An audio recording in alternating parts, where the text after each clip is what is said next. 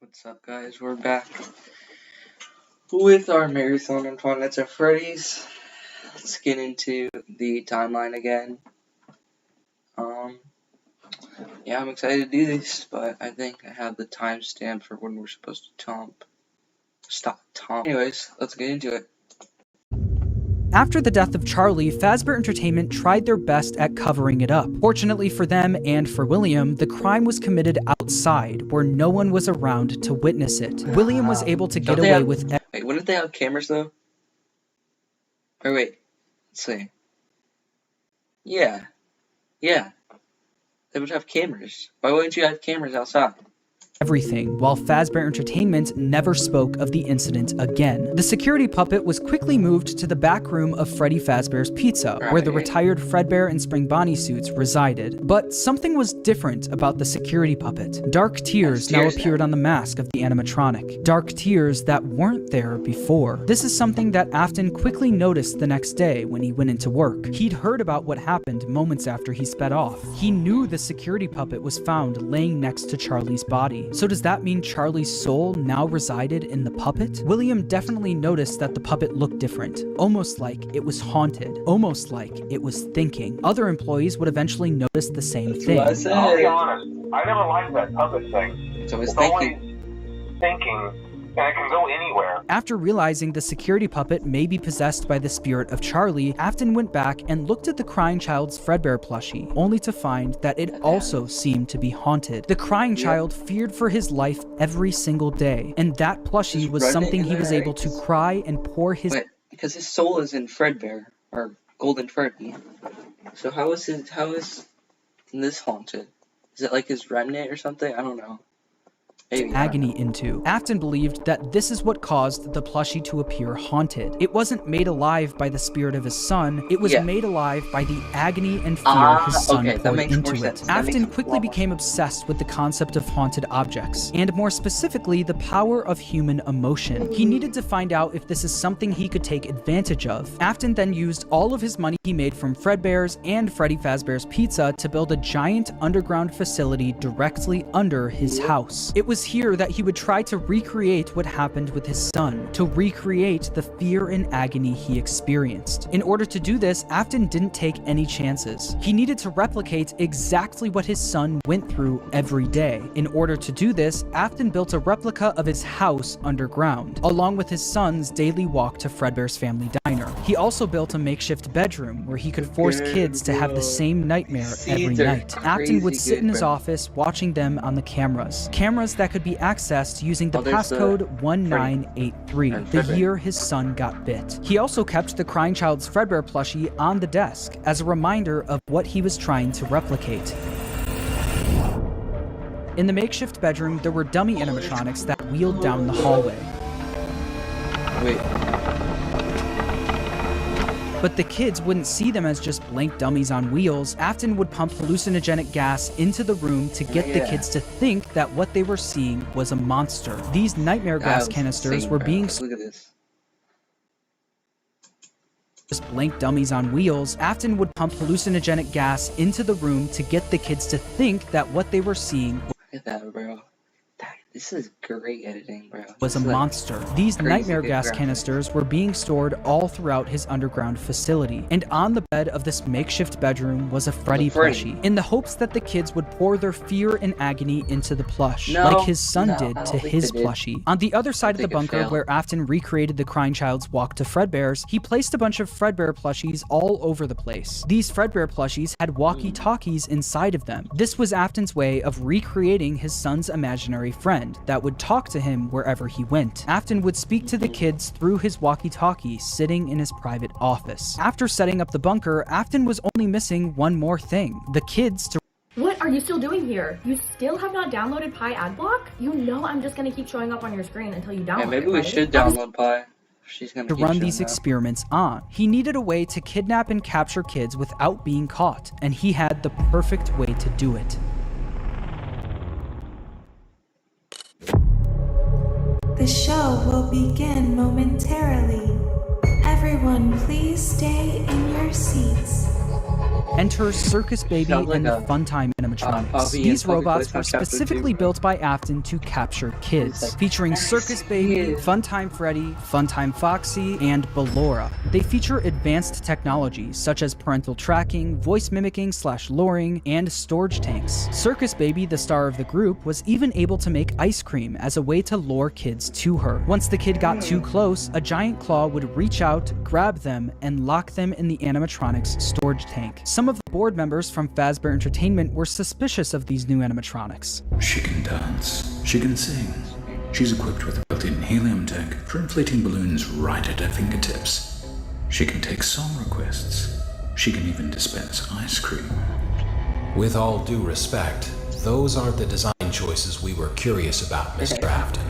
Afton even created a new restaurant for these animatronics called Circus Baby's Pizza World. Elizabeth, William Afton's daughter, was fascinated by Circus Baby. All she wanted to do was play with her, but Afton wouldn't let her. Daddy, Why would you want why to won't you let me play with her? two robot cub? You let the other children go see her. Why won't you let me go? He strictly told her to stay away from the animatronic, but one day, she didn't listen. On the opening day of Circus Baby's Pizza World, another domino would fall in Afton's life, and Elizabeth would soon be the victim of his terrible misdeeds. I can do something special. Did you know that? I can make ice cream, although I only did it once. What a wonderful day, though. I was in a small room with balloons and a few tables. I would always count the children. I'm not sure why.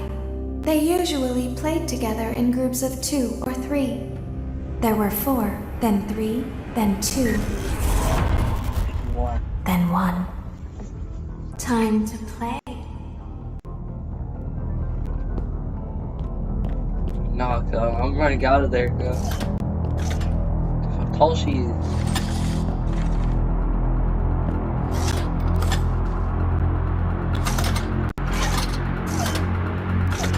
Ice cream.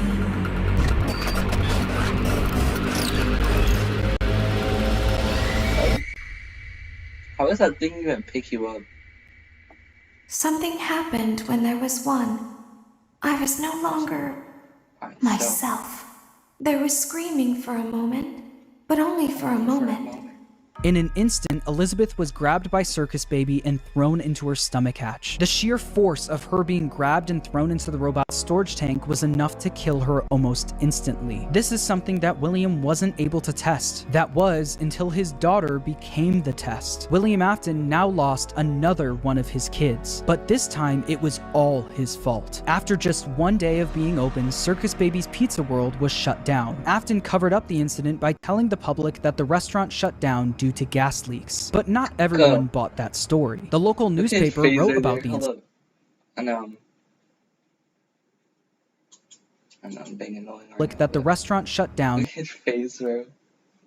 due to gas leaks. But not everyone bought that story. The local newspaper wrote about the incident, saying, in other news, the grand opening of Circus Baby's Pizza World has apparently been canceled due to reported gas leaks in the building. Sources close to the establishment questioned the report, saying that strange activity around the area at night suggests something else is to blame. One local is quoted as saying, "Everything just stopped. There was so much excitement built around this place opening, and then they just stopped talking about it." A tenant from across the street claims to have witnessed a large group of cars surrounding the building during the night, and large pieces of equipment being taken out of the building under tarps. A few weeks later, the building was for sale. There is no comment yet from the local entrepreneur who financed the venture. That local entrepreneur, William Afton, successfully covered up everything. He was able to bring Circus Baby and the Funtime animatronics back down into his bunker, but once he got them there, he noticed something was different about Circus Baby. One distinct feature about Circus Baby was her blue eyes, but what once was blue eyes now were green,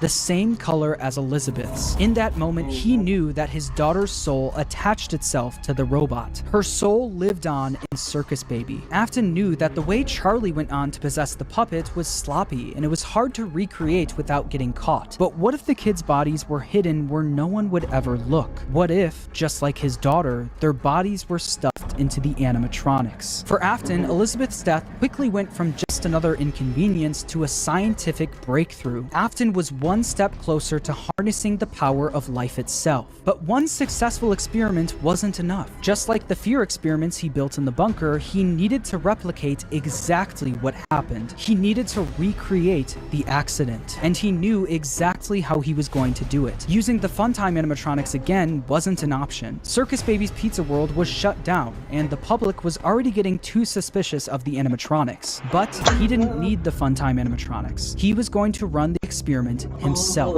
On June 26, 1985, William Afton made his way to Freddy Fazbear's Pizza. There, he would put on the old Spring Bonnie suit from Fredbear's to lure 5 kids into the back room. Took a swim with my new friend. Oh my gosh. Didn't care, I jumped right.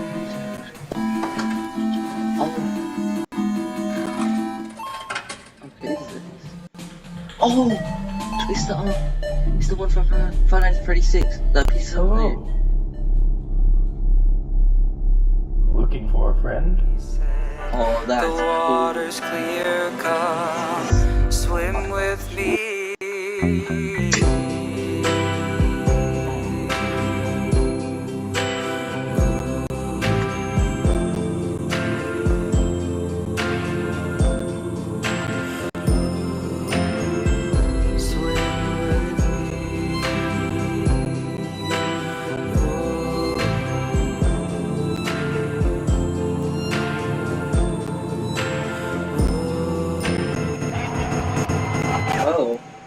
Oh, that was cool. The One by one, Afton killed them and stuffed their bodies into the animatronics. Susie was first, being stuffed into Chica. Gabriel went into Freddy, Jeremy into Bonnie, Fritz into Foxy, and then there was Cassidy, who went into Fredbear, aka Golden Freddy. At this point, Afton had no idea that the crying child spirit was in Golden Freddy, so he didn't think twice about shoving Cassidy in there. The way Afton killed Cassidy, though, was different from the rest. Freddy, Bonnie, Chica, and Foxy were just regular animatronics. Afton had no choice but to kill them, then stuff them into the suits. But Golden Freddy wasn't just a regular animatronic, it was a Springlock suit. The same Springlock suit that took his youngest son's life. Afton was aware of how dangerous the Springlocks were. Any bit of moisture or too much movement would cause them to snap shut, slowly killing whoever was inside. So that's exactly what he did to Cassidy. He put him into the suit and watched as the Springlocks snapped shut, cementing Cassidy's death as the most brutal of them all. Freddy, Bonnie, Chica, Foxy, and Golden Freddy weren't the only animatronics sitting in the back room of Freddy Fazbear's Pizza, though. They were joined by the security puppet, which contained the soul of Henry's daughter, Charlie. Once Afton was gone, Charlie jumped into action, almost acting as a guide for their souls, properly giving them life inside of each animatronic. After the incident, the kids were quickly reported missing by their families, and although the security cameras caught Afton luring the kids away, he wasn't able to fully get in trouble. Since he was wearing the Spring Bonnie suit, they were never able to prove it was actually him. Afton also hid the kids' bodies where no one would ever look, so the bodies were never found. Unbelievably, Afton was able to... Why did I just notice this? Why does Bonnie have no eyebrows? I know that was really random. Get away with yet another crime. Because of all the bad press that came from the missing children's incident, people stopped coming to the pizzeria. He has eyebrows right there, though. What? Yeah. After months of customers no longer showing up, Fazbear Entertainment officially shut down Freddy Fazbear's Pizza. Again.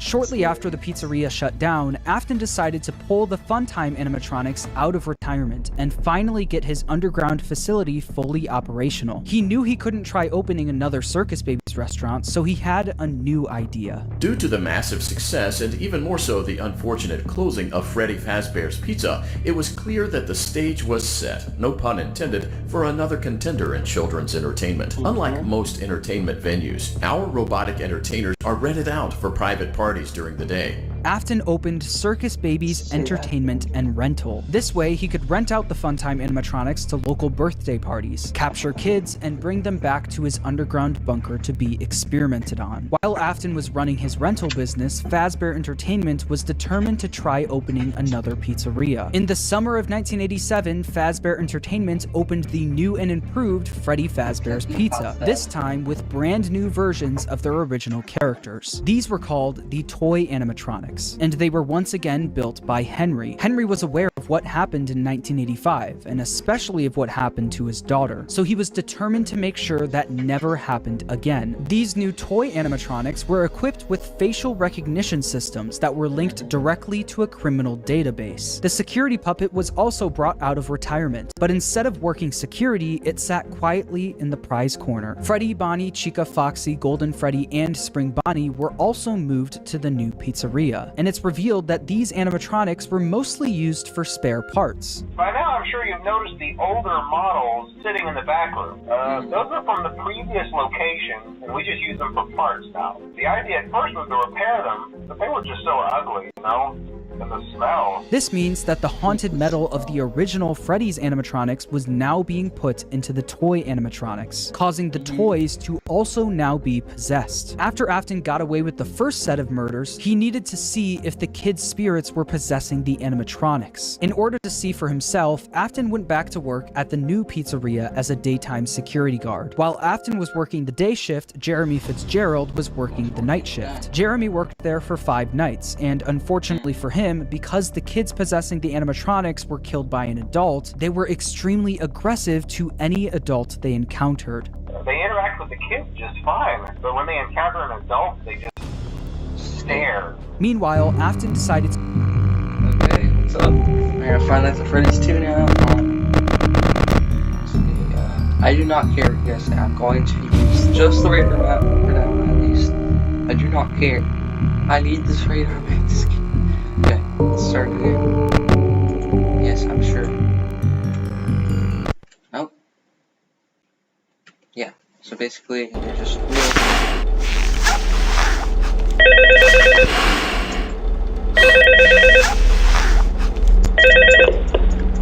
Hello?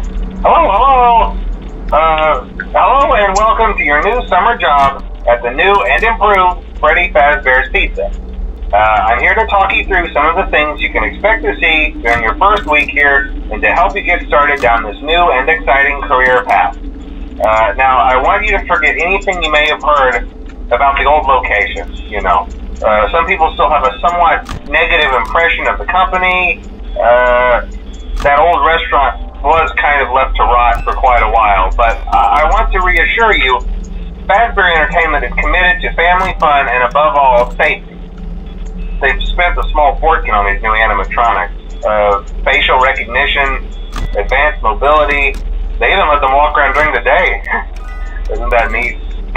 But most importantly, they're all tied into some kind of criminal database so they can detect a predator a mile away. Heck, we should be paying them to guard you. Now that being said, no new system is without its kinks. You're only the second guard to work at that location. The first guy finished his week, but complained about conditions. We switched him over to the day shift. So, hey, lucky you, right? Mainly he expressed concern that certain characters seemed to move around at night, and even attempted to get into his office. Now, from what we know, that should be impossible. That restaurant should be the safest place on Earth. So, while our engineers don't really have an explanation for this, the working theory is that the robots were never given a proper night mode. So when it gets quiet, they think they're in the wrong room. So then they go try to find where the people are, and in this case, that's your office. So our temporary solution is this. There's a music box over by the prize counter, and it's rigged to be wound up remotely. So just every once in a while, switch over to the prize counter video feed and wind it up for a few seconds. It doesn't seem to affect all of the animatronics, but it does affect one of them. And as for the rest of them, we have an even easier solution. You see, there may be a minor glitch in the system, something about robots seeing you as an endoskeleton without its costume on and wanting to stuff you into a suit. So hey, we've given you an empty Freddy Fazbear head. Problem solved. You can put it on any time and leave it on for as long as you want. Eventually, anything that wandered in will wander back out. Something else worth mentioning is kind of the quirky modern design of the building. You may have noticed there are no doors for you to close. But hey, you have lights, and even though your flashlight can run out of power, the building cannot. So don't worry about the place going dark. Well, I think that's it. You should be golden.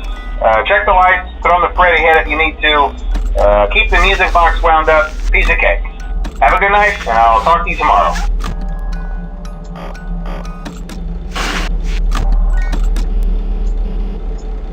Let's go.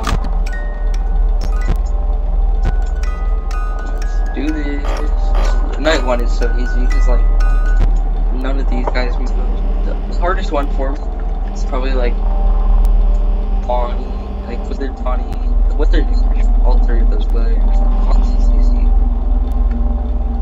Balloon Boy is pretty easy. Mabel's okay, but just pretty Wizard Freddy, Wizard Bonnie, Wizard Secret, really hard to do.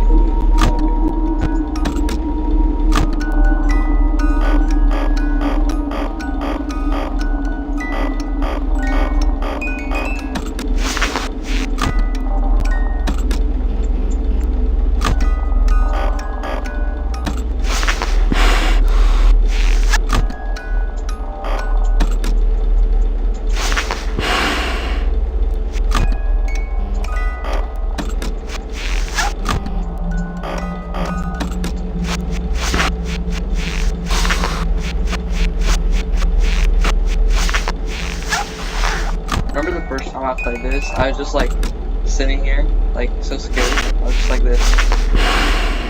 Just like with my Freddy mask on the whole time. Not knowing at all what to do. I'm just like, I'll keep this thing on.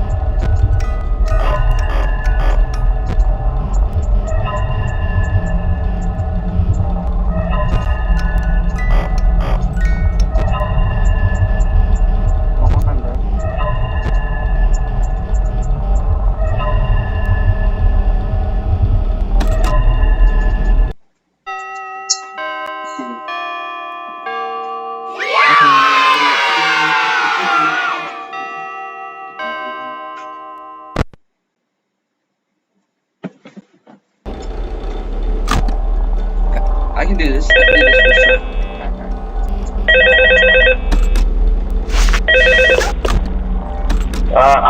Hello? See, I told you your first night wouldn't be a problem. You're a natural. By now I'm sure you've noticed the older models sitting in the back room. Those are from the previous location, and we just use them for parts now. The idea at first was to repair them.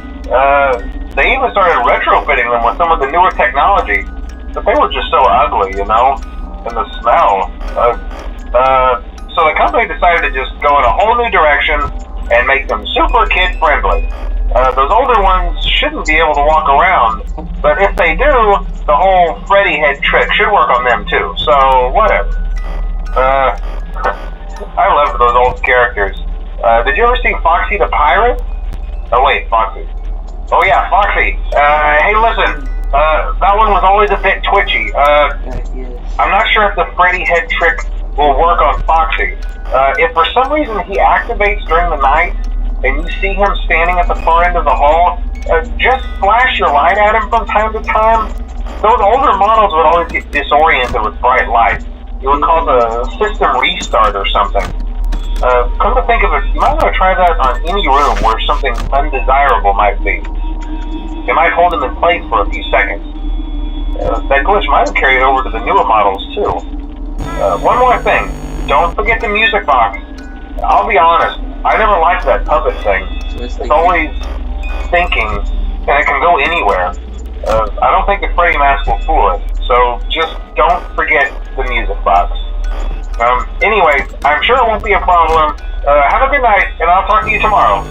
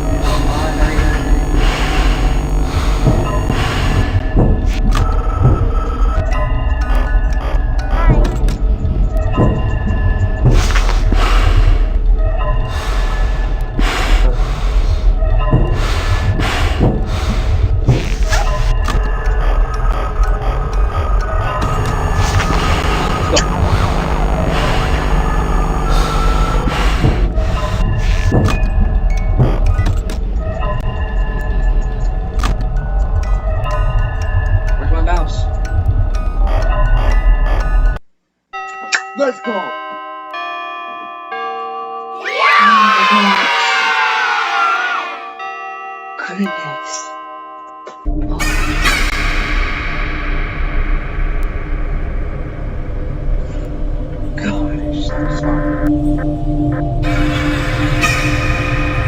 Sorry.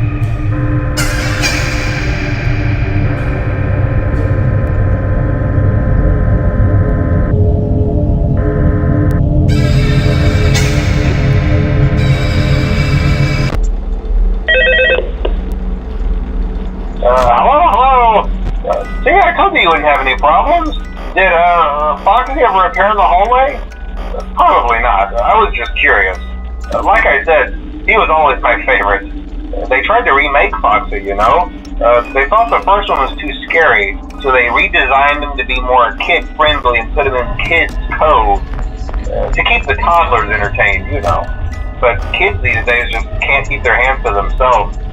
The staff literally had to put Foxy back together at the end of every shift.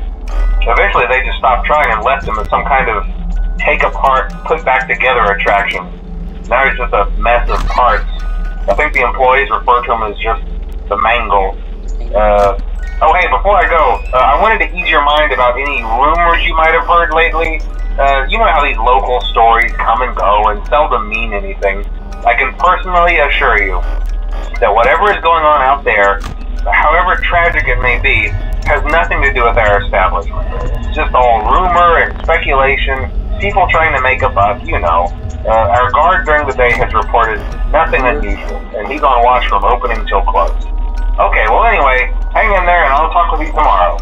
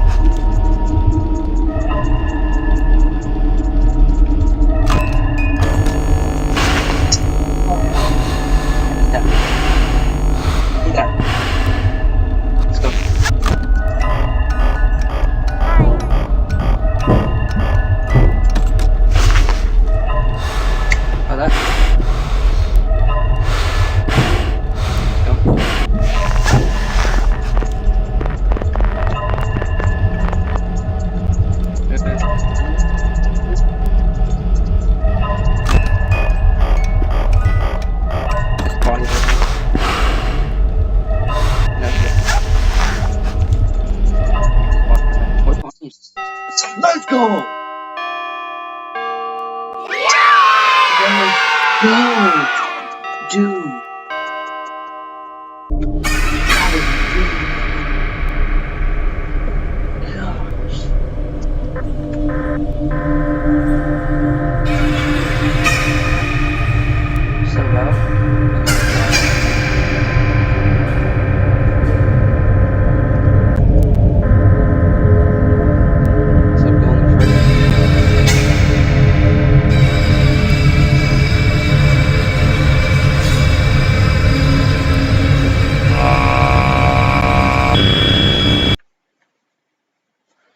Okay,